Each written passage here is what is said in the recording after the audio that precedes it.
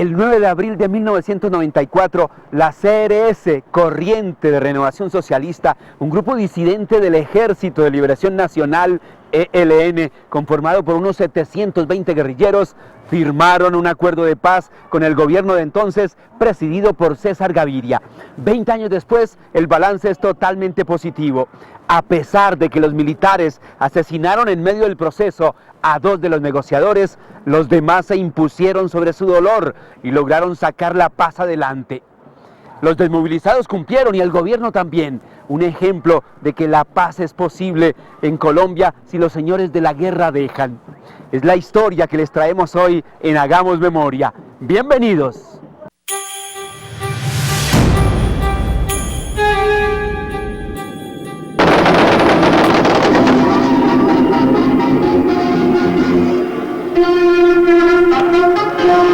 La negociación es una decisión política que toma la Corriente, consecuente con los motivos de la ruptura que hicimos en el seno del ELN en 1991.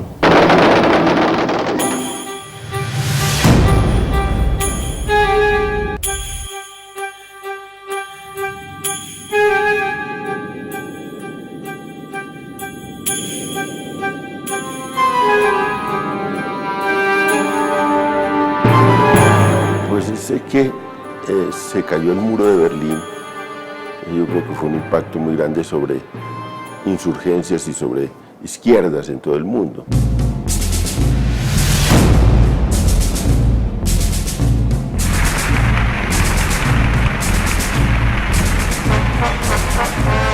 Adoptó distintos acuerdos, pero además adoptó 2 importantes acuerdos.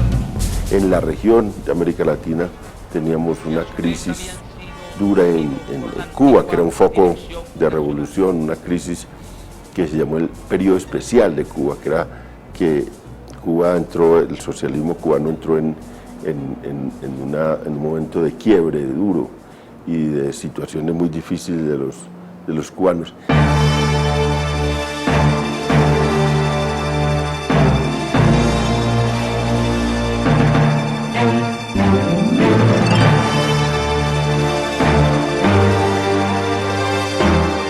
Había un proceso de paz que se estaba gestando en El Salvador, de esa guerrilla del FMLN con un gobierno de derecha salvadoreño. También estaban empezando unos procesos, unas crisis duras en el gobierno sandinista y de todo lo que venía de la revolución sandinista. Ese es un entorno local, regional y un entorno también mundial que empujó a una parte de las guerrillas hacia un proceso de paz. Carlos Pizarro León Gómez, ciudadano Antonio Navarro Wolf.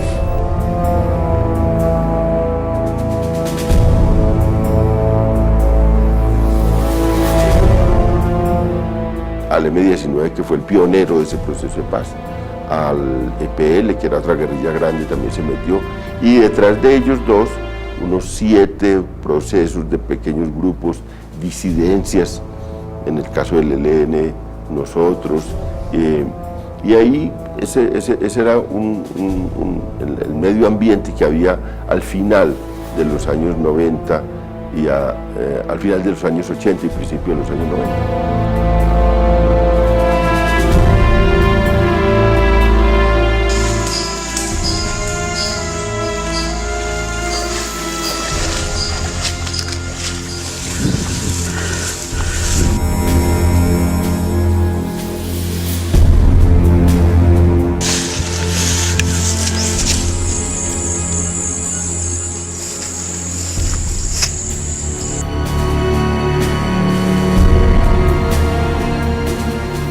Yo me metí a la guerra también por un empujón ético, en el sentido, yo estaba en una zona campesina, llegaron unos sacerdotes y un obispo a hacer un trabajo social en un mundo de mucha pobreza y mucha inequidad, de atropellos impresionantes de los terratenientes sobre los campesinos, de los terratenientes sobre los indígenas.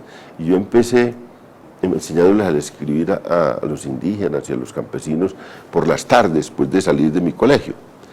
Y fíjate, me fui yendo por ese sendero y me fui a la guerrilla con una escala de valores que era, por encima, aquí encima de todo está la búsqueda de justicia social, el combate a esa inequidad, el esfuerzo porque la gente tuviera posibilidades de participación en la vida política, por la reivindicación de la dignidad de ese mundo campesino tan atropellado.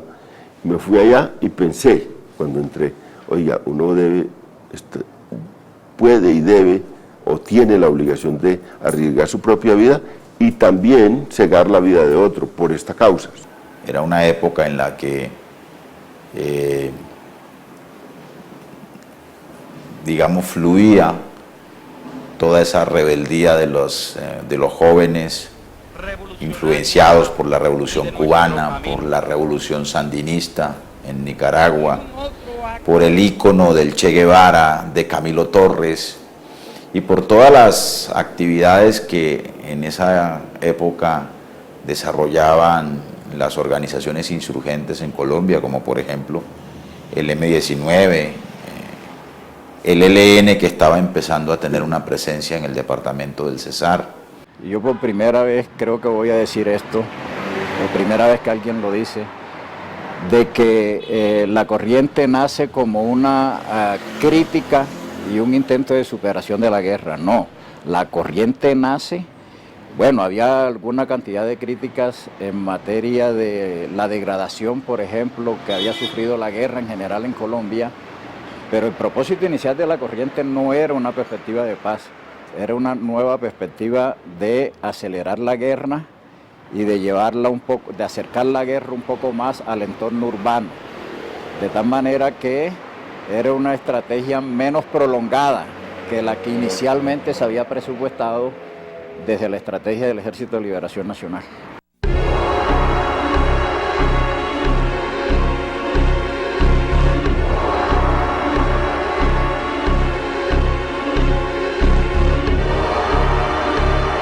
Había ocurrido ya la Asamblea Constituyente, una nueva Constitución. Entonces todo ese debate interno consolidó al interior del Ejército de Liberación Nacional una corriente interna que se llamó todavía al interior Corriente de la Organización Socialista, y que al no lograr un acuerdo interno, entonces rompimos con el ELN y salimos de aquella organización, y como corriente de la Organización Socialista negociamos entonces un acuerdo de paz con el gobierno del presidente Gaviria en 1994. Sí, eso al principio hubo un problema con el uso del nombre ELN y al final ellos tomaron la determinación de no usarlo. Eso no era un tema que le correspondiera al gobierno, ni nosotros teníamos ningún interés de estimular el que hubiera una división del ELN. Esa no era nuestra responsabilidad, y nuestra responsabilidad era sacar adelante una solución política con el grupo que estaba hablando con nosotros. Y ese problema con el ELN, o ese tema con el ELN lo resolvieron ellos, y al final ellos solo se llamaron Corriente Renovación Socialista. En el ELN pues se presentó una discusión muy fuerte cuando vino ese remesón, un sector al cual yo pertenecía, yo estaba en el Comando Central, con grupos de todo el país, sobre todo con una parte urbana ligada más a la acción política, vinieron a cuestionar un poco la marcha del ELN y a proponerle a los cabezas del ELN en ese momento, el cura Pérez, Gavino, Antonio García, Pablo Beltrán, que me acompañaban en el Comando Central, a proponerles que nos metiéramos en el proceso de paz con el M-19, también con la gente del EPL. En ese momento compartíamos muchas cosas con ellos, que éramos la coordinadora Simón Bolívar, pero ellos no quisieron. Ellos tenían mucha desconfianza del proceso de paz, ellos creían que las ofertas que habían sobre la paz no eran atractivas para ellos, que la Constitución del 91 que se estaba gestando no era atractiva para ellos, y eso pues hizo que el grupo se dividiera. Estábamos comprometidos en un conflicto, estábamos comprometidos en una guerra que también nos fue mostrando su rostro doloroso, nos fue mostrando el sacrificio de vidas humanas por unas ideas que bien pueden encontrar un cauce de expresión por las vías institucionales. Y eso fue lo que finalmente entendimos cuando sentimos el dolor de la guerra. Yo particularmente lo sentí en mi entorno familiar, perdí un hermano en la guerrilla.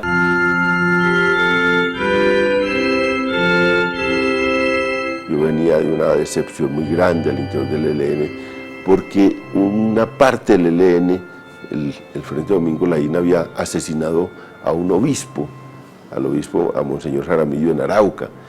Y claro, eso fue un golpe muy duro para mí, porque me había metido a la guerrilla de la mano de unos curas y de un obispo en el suroeste de Antioquia, en una zona cafetera, y influido por la teología de la liberación, y me parecía como imposible que una guerrilla que era hija de curas, hija de la teología de la liberación, hija de un sentimiento humanista religioso, pero al fin y al cabo religioso, se atreviera a asesinar a un obispo a sangre fría, como lo hicieron. Eso fue para mí una ruptura muy fuerte. Eso fue en el año 89. Ya había empezado la discusión al interior del ELN sobre estos temas, pero eso me espoleó más, eso me hizo pensar que ese no era mi lugar, y eso creo que fue muy determinante para ir hacia un proceso de paz. Las justificaciones eran iguales a las que se estaban dando acá para matar a los de la Unión Patriótica, de parte de las élites, de parte de esa derecha dura del país, de parte de los sectores paramilitares y narcotraficantes, que era que diferencias ideológicas, que el cura era de derechas, que el cura tenía pensamientos iguales a las fuerzas militares, que colaboraba con ellos, que le hacía daño en sus críticas al ELN en Arauca.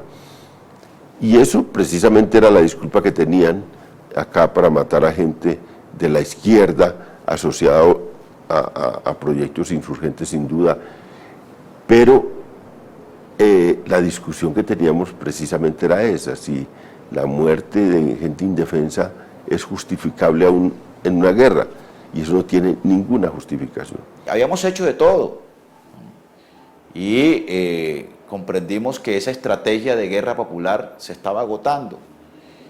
Estábamos recibiendo todo el impacto de la caída del muro, de la crisis del mundo socialista. Era como si se nos hubiese derrumbado la iglesia, ¿no? En la que creíamos firmemente.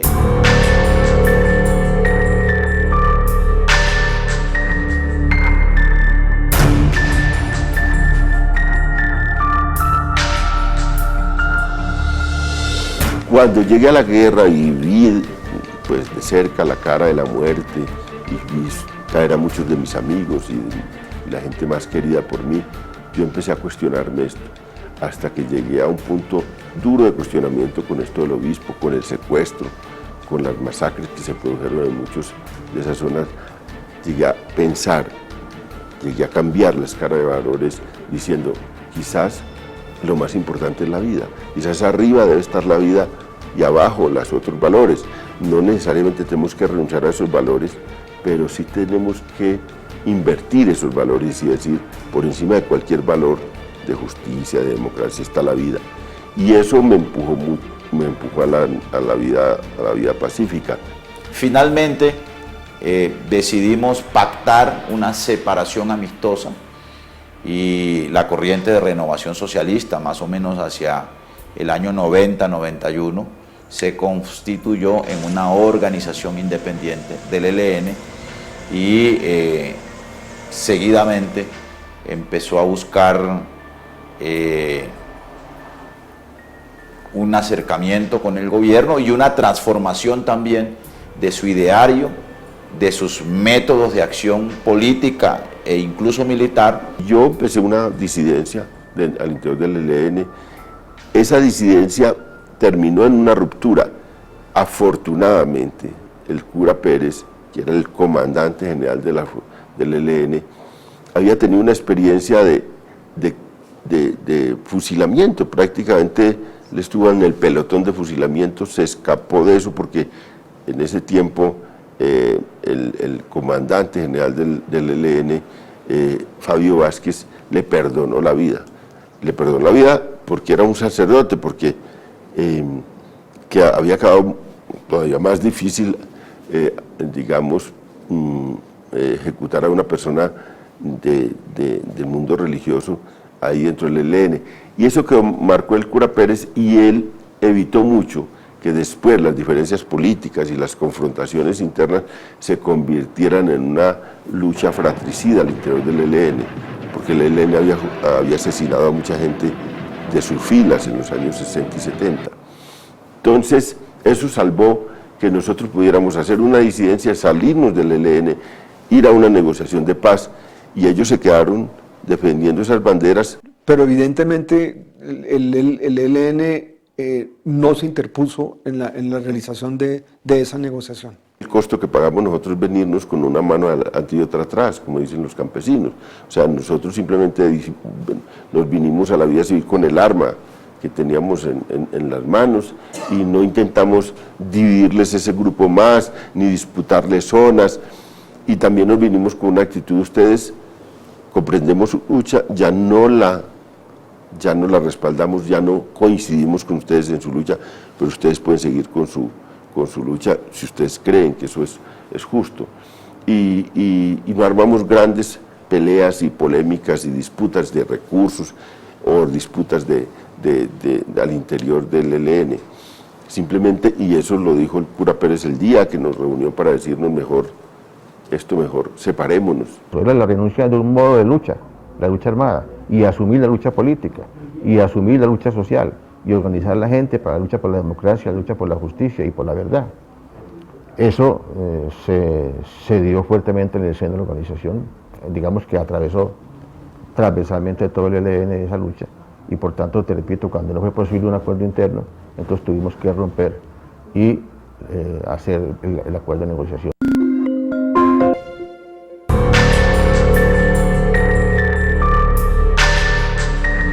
Mucha gente se salió, y también eso influyó, porque no puedo decir que solo ese impulso ético fue el que me llevó a la paz. También, claro, la comprensión de que no íbamos a triunfar, de que no había posibilidades de que la guerrilla en Colombia llegara al poder por la vía de las armas. Esa convicción también me impulsó a ese proceso de paz. Al ser imposible la discusión, hubo que entonces pensar en la ruptura. La ruptura no fue amistosa, digámoslo así. No fue violenta en el sentido de que hubiera habido pues una confrontación armada al interior, tal cosa. Pero sí fue una ruptura no amistosa, en que cogimos caminos distintos, en que gente que hemos estado. Yo, por ejemplo, estuve 20 años como miembro de la Dirección Nacional del ELN, y al momento de despedirme de viejos amigos como el cura Pérez, por ejemplo, era simplemente decirnos: bueno, no nos entendemos, estamos en dos posiciones completamente diferentes, esperemos la historia que dice quiénes o quiénes estarían en razón.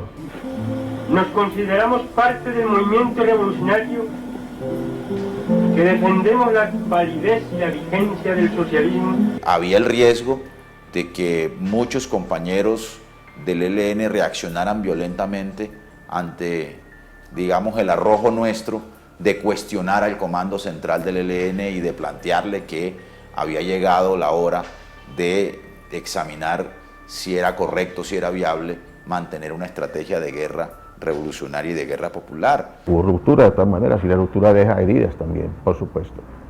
Entonces simplemente hicimos, repito, dos caminos diferentes, y nosotros hicimos nuestra historia, ellos la suya. Ya después hemos ido recomponiendo relaciones, uno respetando lo que cada uno hacemos.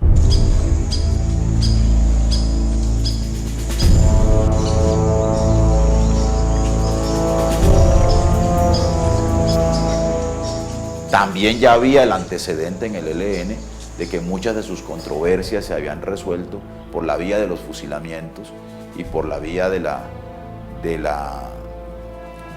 eliminación del disidente político, del que tuviera críticas a la línea oficial de la organización.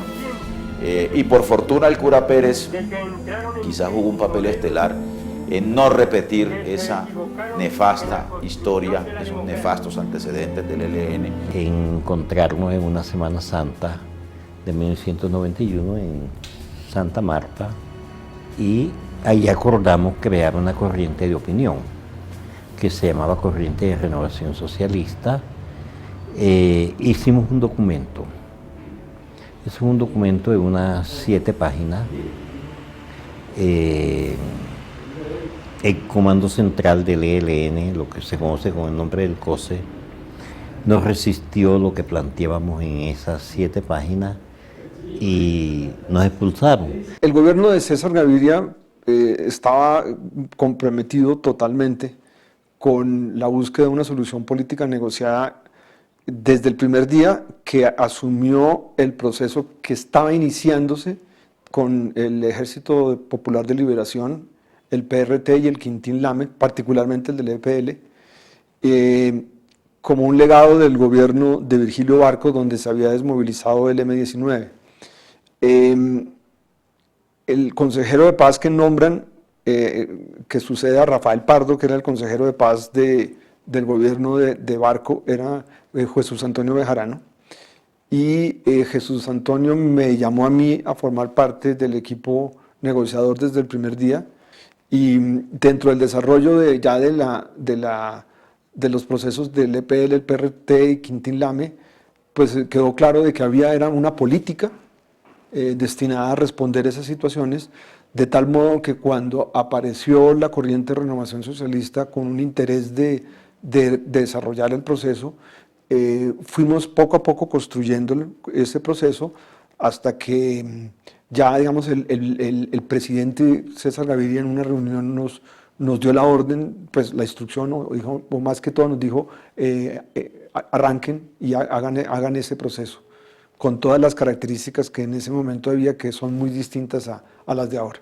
La negociación nuestra fue traumática, porque era una paradoja. Nosotros salimos del ELN criticándoles a los del ELN que no se venían a negociar. Y resulta que cuando ya estamos nosotros por fuera del ELN, el ELN se toma una embajada acá en Bogotá y con las FARC para pedir una negociación, y empezó una negociación en Cravo Norte y luego en Caracas, y entonces el ELN ahora estaba negociando con las FARC y con el gobierno nacional las instancias oficiales del ELN. Nosotros ya estamos por fuera, que eran los que verdaderamente queríamos negociar, y pedimos que nos admitieran, mandamos una delegación a Caracas para que nos admitieran en esa negociación. El ELN dijo, si entra la corriente de Renovación Socialista a la mesa, nosotros nos retiramos porque eso no representan al ELN. No puede venir una fracción del ELN a meterse en la negociación. El gobierno entonces, pues como nosotros éramos minoría, ellos prefirieron seguir negociando con el ELN y se fueron ahí, luego se fueron a México. Entre tanto, nosotros ya éramos una fuerza pequeña en una encrucijada enorme. No queríamos hacer la guerra, pero no podíamos hacer la paz. Y eso, no querer hacer la guerra, pero no poder hacer la paz, es lo más impresionante que le puede ocurrir a cualquier grupo guerrillero, porque entonces no tenía ni la voluntad ni la ilusión de la guerra, no tenía ninguna de esas ideas y no tenía ya ningún impulso hacia allá, pero a la vez no podía ir a la vida civil. Nos mataron 120 personas. Y obviamente ese es un pulso porque la visión que tiene una organización guerrillera que quiere transformar la sociedad tomándose el poder, pues en una mesa de negociaciones quiere poder lograr esas transformaciones en la negociación. Y bueno, eso fue parte del gran pulso que hubo durante todo el proceso. Al final, pues logramos llegar a unos acuerdos que implicó la desmovilización de la corriente de Renovación Socialista. Nosotros éramos más de 2.000 entre militantes urbanos y rurales, pero mucha gente, cuando nos empezaron a matar, simplemente se apartó y hizo un proceso de reinserción de alguna manera discreto, un poco clandestino, y de ir dejando las armas y irse metiendo gradualmente en la vida civil sin meterse a una negociación, porque nos estaban matando a todos. Y nuestro propósito como negociadores fue convencerlos de que lo que era importante, más que lograr las transformaciones en la mesa, era generar una situación para que ellos como organización política en la democracia pudieran influir sensiblemente para hacer esas transformaciones. Y digamos, eso fue como el tema, el pulso más importante que hubo durante toda la negociación. guiado y estimulado todo profundamente por la real voluntad y seriedad con las que ellos asumieron la negociación. Ya volvemos con Hagamos Memoria.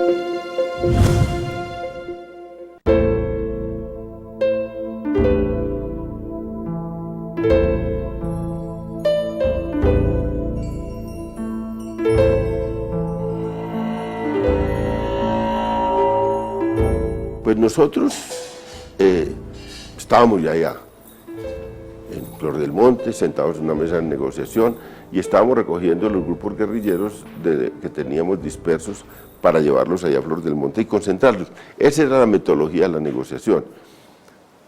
Teníamos que recogerlos de Urabá. Mandamos a recoger ese grupo de Urabá a Ricardo González y a Enrique Buendía, que estaban en Flor del Monte. Los mandamos allá con un acuerdo con el gobierno nacional. Cuando llegaron a recoger, concentraron el grupo y de pronto se aparece una patrulla del ejército. Y entonces esa patrulla rodea a ese grupo se dispersa. Los dos que habían ido por el grupo, claro, ellos confiaron en la palabra del gobierno. Dijo, nosotros no tenemos por qué irnos, esto es un acuerdo con el gobierno, muchachos, no se vayan. Pero los guerrilleros desconfiados se retiraron, quedaron ellos dos solos. Alzaron pañuelos blancos para decirle, mire, esto es un acuerdo con el gobierno. Le explicaron, intentaron explicarle. Se acercaron la patrulla y los capturó. Inmediatamente los mataron en estado de indefensión a los dos. Nosotros nos presentamos como pues ONG internacional, representante de la comunidad internacional para intervenir en el proceso de la corriente de renovación socialista, porque están matando a su gente. O sea, los militares mataron a los negociadores de la corriente. Entonces, la gente que realmente ya estaba negociando en una forma seria. Entonces, lo matan en septiembre de 93 en Urabá, donde en aquel tiempo había sumamente mucho conflicto y bueno, la EPLL también se estaba desmovilizando y las FARC estaban contra, bueno, cantidad de complicaciones. Fue un hecho lamentable y desafortunado que no debió ocurrir por ningún motivo y que afectó sensiblemente la negociación. Habían sido trasladados por nosotros a una zona, pero la zona estaba por fuera de alguna situación específica y desafortunadamente en esa situación fueron vilmente asesinados. A Buendía le cobraron que en realidad de ese grupo era el militar, y era un militar muy astuto, era un militar con muchos éxitos en su carrera de guerrillero. Era un militar que había producido en la costa muchas victorias de este grupo sobre la fuerza pública y yo creo que le cobraron eso.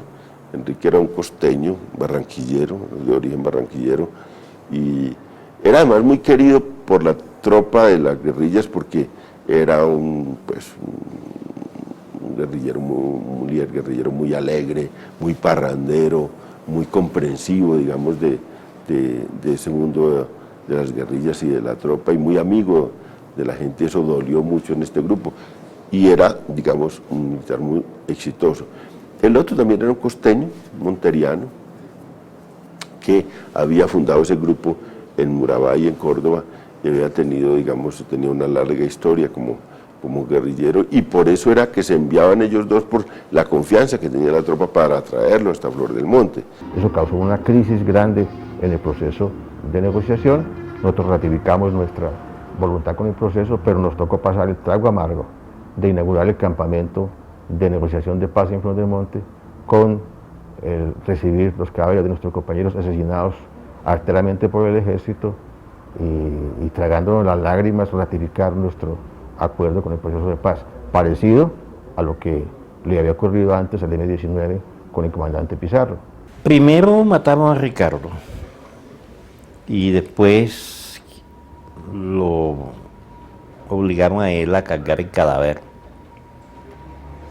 de Ricardo hasta la carretera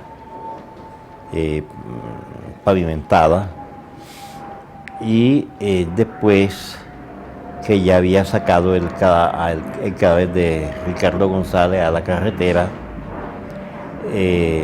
lo arrastraron a él por la carretera, y cuando ya lo habían torturado lo suficiente, entonces lo asesinaron con la misma pistola con que se desempeñaba Enrique Buendía. Eso quedó registrado en la misma necropsia que le hicieron a Enrique, porque tenía esquirla de pavimento en la piel. El papel nuestro, o sea, de ONG, Pax Christi, el papel mío era en aquel tiempo de procurar o de evitar de que las fuerzas oscuras, en este caso los AUC, los paramilitares dirigidos por Carlos Castaño, no les matara a todos. Lo que él no creía en el proceso, estaba listo para matarlos a todos. Y más de una vez yo tenía de urgencia venir de Holanda aquí, ir a hablar con ese señor y para buscar rescatar vidas de ellos, ¿no? Varias veces. Y así pudimos rescatar muchas vidas, porque él mantenía listas. Esa lista es de la gente que vamos a... Eso ya no hay remedio. Yo tengo las pruebas y él me hizo escuchar cosas horribles. Bueno, él tenía una lista de esa gente. Tenía otra lista de gente que dudaba. Y tenía una lista de gente que era limpio, según él. León Valencia, limpio era, José Aristizábal, los negociadores, ¿sí? Eso no lo vamos a tocar, pero la gente que dudamos, pues es porque usted lo solicita, pero yo no los aguanto en la región. Que vayan esta noche mismo, pase, que avíseles, y ellos tienen que irse. Debo decir que no me defraudó en eso. Lo que prometió, lo cumplió, por lo menos con nosotros, conmigo. Entonces, claro que mucha gente te toma por mal, pues, porque tú tienes contacto con ese señor, con Carlos Castaño, que dirige los AOC, pero fue para rescatar vidas. Y muchas personas en ese país ni siquiera han sabido que le rescatamos la vida nosotros por la intervención.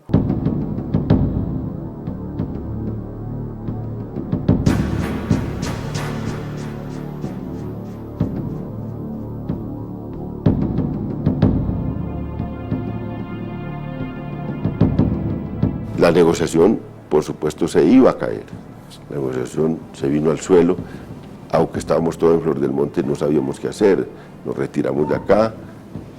Entonces nos inventamos la idea de convocar a un grupo de garantes, de gente de comunidad internacional y a unas personalidades. Volvimos a recurrir a los sacerdotes, sobre todo a los sacerdotes jesuitas, para meternos, para que hicieran una investigación, le presentaran eso al mundo y al país y se comprometieran a hacer claridad sobre estas muertes.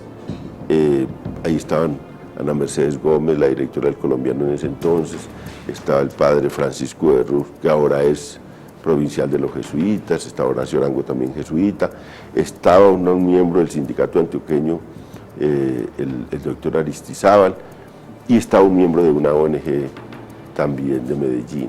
Lo que sí fue claro que el proceso salió adelante, y yo diría que gracias a la voluntad de los líderes de la corriente de renovación socialista, que supieron superar, tuvieron la sabiduría suficiente para superar esa situación y sacar el proceso adelante.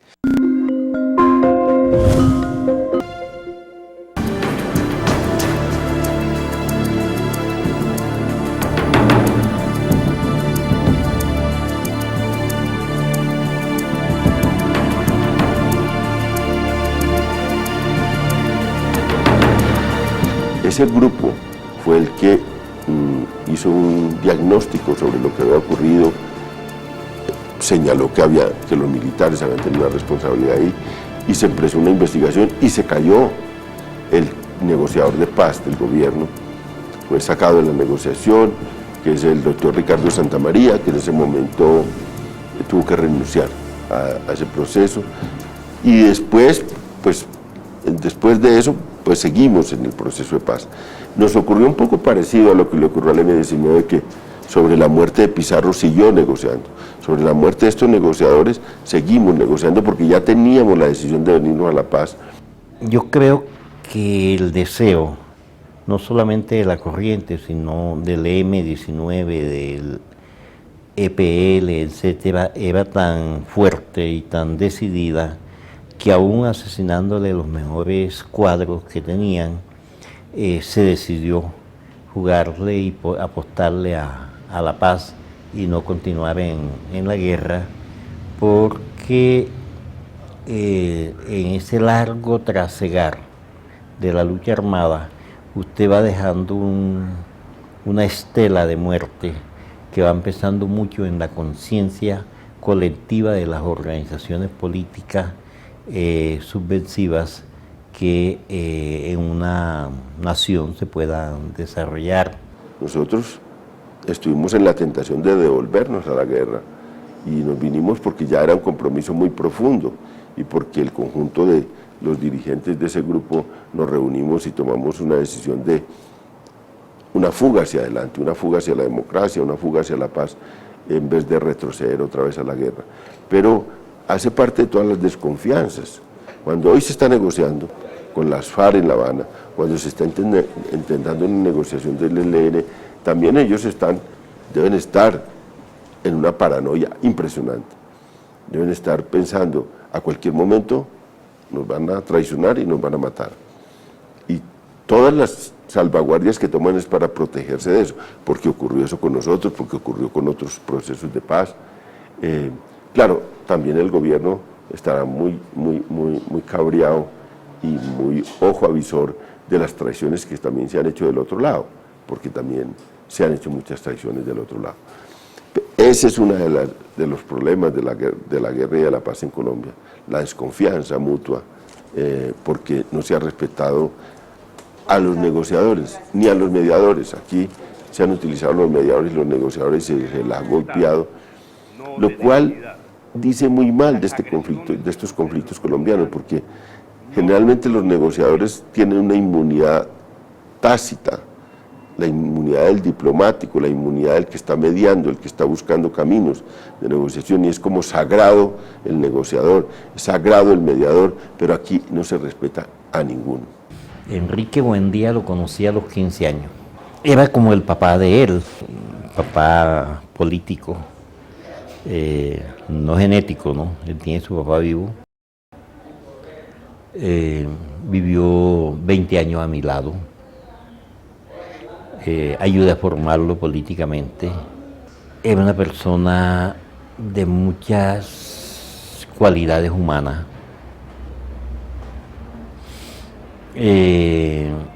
Muy sensible, de una generosidad sin límite.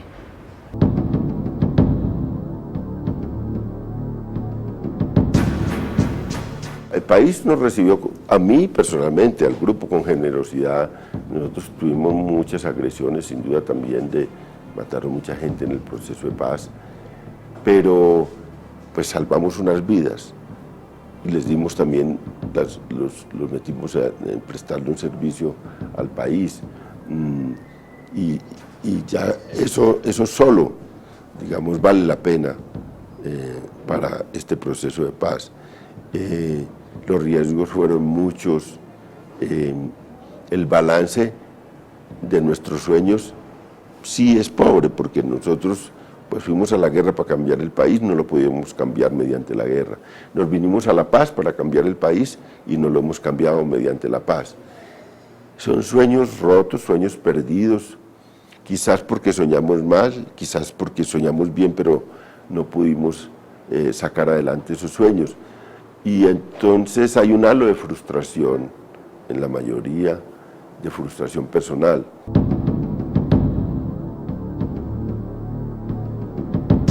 Pero después de eso, nos hemos siempre inventado otros sueños para seguir viviendo y para seguir luchando por un país que es nuestro, por unos hijos que tenemos y que queremos, si no darles un nuevo país, darles el testimonio de que luchamos por hacer un nuevo país. Y ahí es poder mirarlos a los ojos al momento de envejecer y de morir y decirles: nosotros arriesgamos la vida cuando creíamos que había que arriesgar la vida por el país. Después nos vinimos a la paz y seguimos luchando por eso. Hoy vi a una chica muy joven llorando por el contraste que le produjo a ella ir a Buenaventura y ver esa realidad de Buenaventura hoy. Fue el fin de semana pasado a Buenaventura a hacer unos trabajos periodísticos en un medio que yo dirijo y vino para llorar. Ella es de una familia de estratos altos de Bogotá y se sintió tan desgarrada por eso que ella dice: mi vida ha sido como un poco inútil la que he llevado hasta ahora y yo no podría pensar que este país en el cual vivo, en el norte de Bogotá, tiene esta realidad en la costa pacífica. Y venía supremamente conmovida y supremamente cuestionada sobre su vida. Eso lo vivimos nosotros cuando nos metimos a la guerrilla, esos cuestionamientos, y eso me llenó de ternura y de dolor y de tristeza también, de ver que todavía hoy la juventud se desgarra viendo estas inequidades de este país y estos dolores de este país. Y claro, estaba yo para decirle pues que su llanto era un llanto de nobleza y un llanto de compromiso y un llanto que era vivificador y que era sanador para el ser humano. Hay que de todas maneras destacar que 20 años después lo que es absolutamente claro es que la corriente de renovación socialista cumplió y aún más. Una de las consecuencias que ha quedado de este proceso es una fundación como la Fundación Arcoíris, que cumple como think tank o como organización no gubernamental un papel importante en la sociedad colombiana por las investigaciones que realiza, la seriedad con que hace el trabajo y obviamente ahí está una persona como León Valencia, que es de esas personas que conocí durante los procesos de paz, que realmente uno dice cómo vale la pena sacar adelante la solución política negociada para que personas como él y muchas otras, incluso no en cosas tan públicas, puedan hacer su aporte a la sociedad en la democracia sin dejar de ser críticas, sin dejar de señalar lo que hay que señalar, pero sin acudir a la violencia.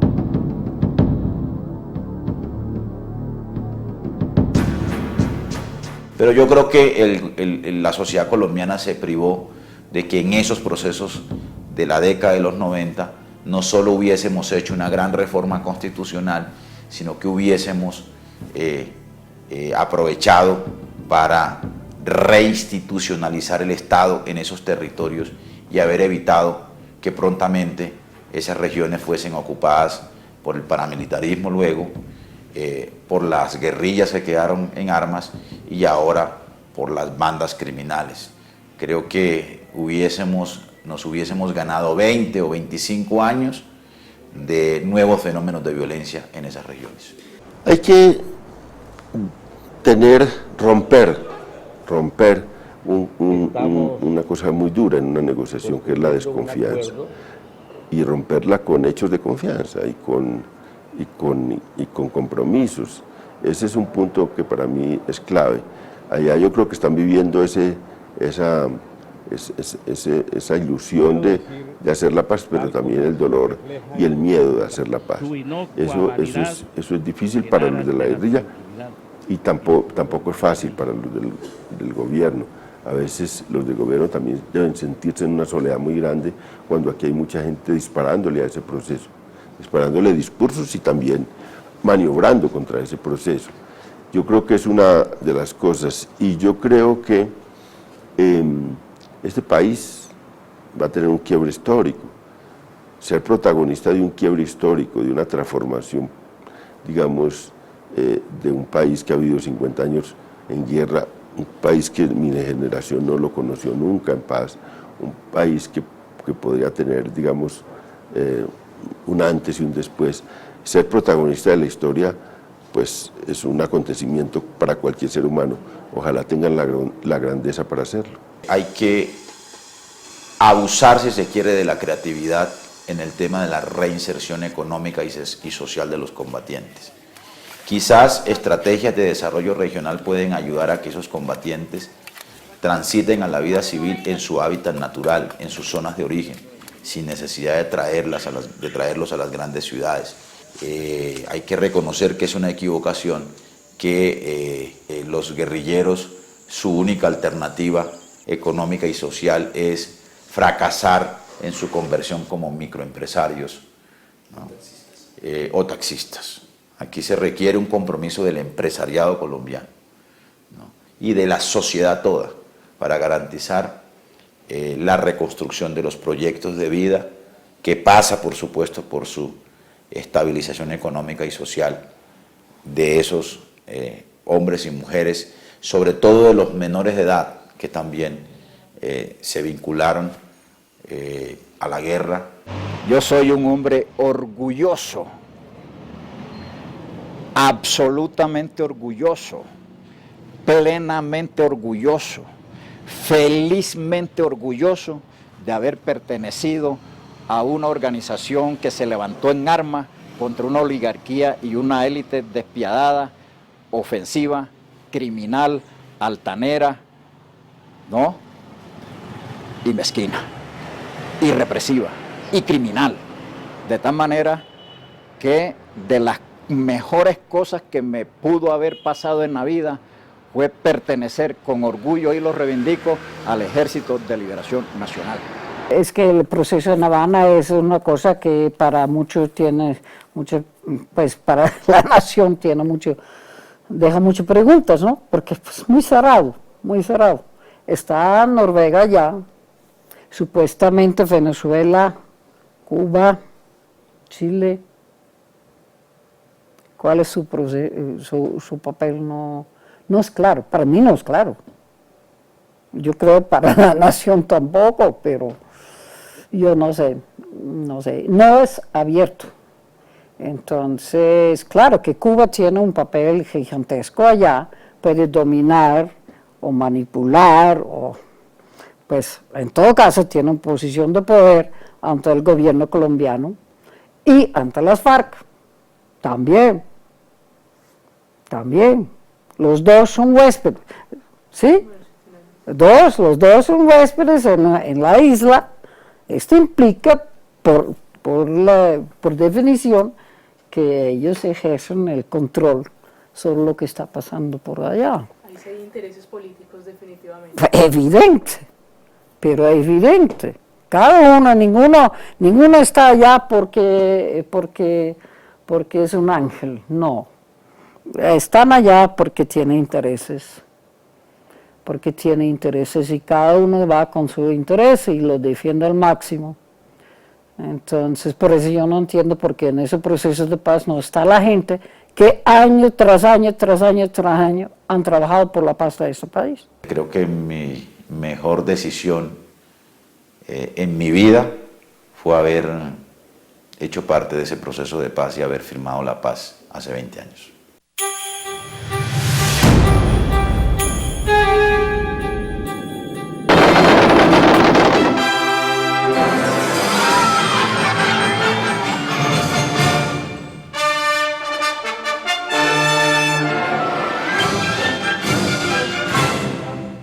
Oh, gloria y